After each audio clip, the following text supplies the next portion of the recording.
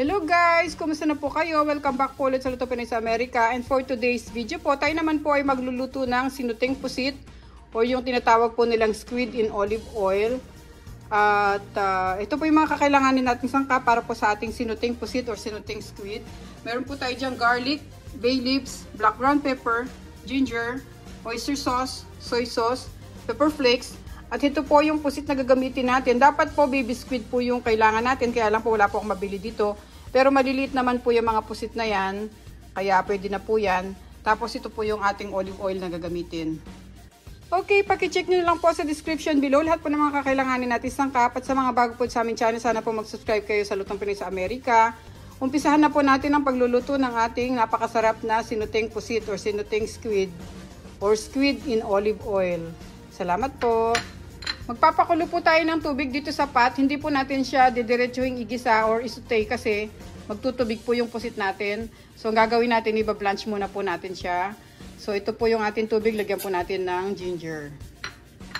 Tapos, buhusan natin ng konting asin. Hintayin po natin kumulo yung ating tubig. Ngayon guys, kumukulo na yung ating tubig. Lagay natin yung mga pusit.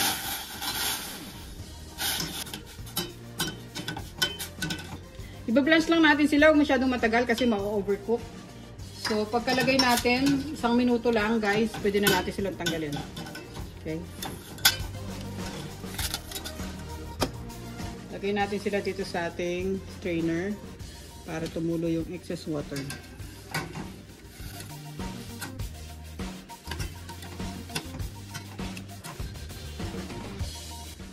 Yan. Hintayin muna natin ng mga 5 minutes para tumulo lang yung excess water. Pwede na natin tanggalin tong luya. Maglagay lang tayo ng luya para mawala yung lansa ng ating pusit. Yan. Guys, ito pala mga pusit natin. Nilinisan ko, tapos tinanggal ko yung balat nila. Tsaka tinanggal ko yung plastic dun sa may loob. Yan. Wait tayo na mga 5 minutes para lang tumulo yung excess water nila bago tayo mag-isa. Ngayon guys, pwede na tayong mag-saute.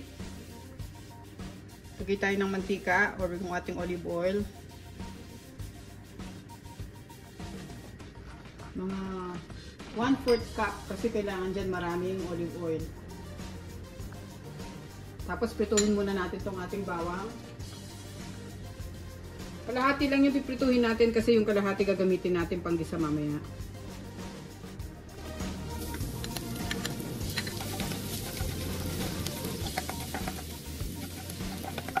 Ngayon luto na yung bawang natin, pwede na natin tanggalin. Ipang tatoppings lang natin ito sa taas ng ating pusit.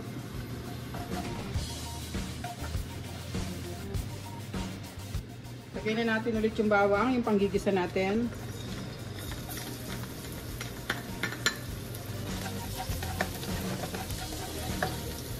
Tapos lagay natin yung ating bay leaves.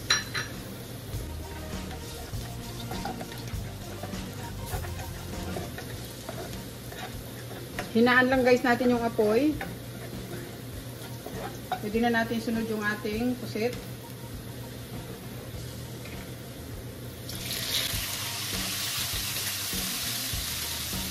Lagyan natin ng soy sauce. Lagyan na rin natin yung ating oyster sauce.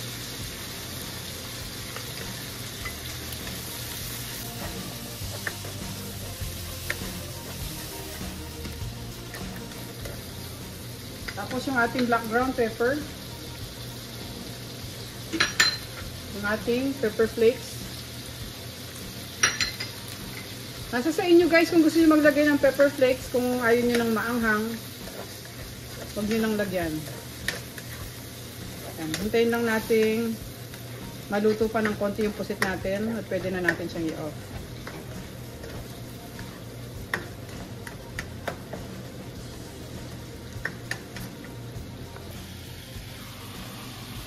Ngayon guys, haluin natin.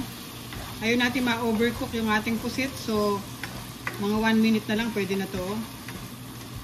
Yan lang natin siyang kumulo ng konti.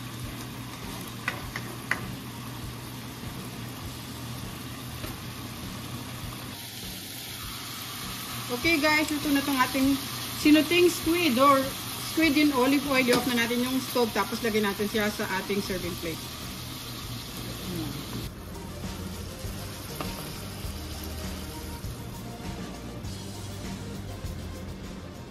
Yan.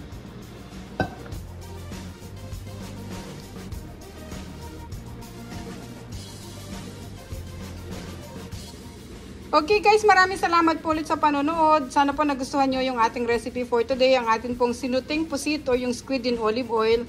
Napakasarap po nito guys. At pwede rin po kayong gumamit ng ganitong squid kung wala po kayong makita ng baby squid. Hindi rin po ito masyadong kumukunat. At maraming salamat po ulit. Sana po ingat po tayong lahat. And salamat po ulit sa pagtangkilik nyo po sa Lutong Pinoy sa Amerika. Ito na po ang ating recipe ng ating sinuting pusito, yung squid in olive oil. Thank you so much guys. Ingat po tayo. God bless po.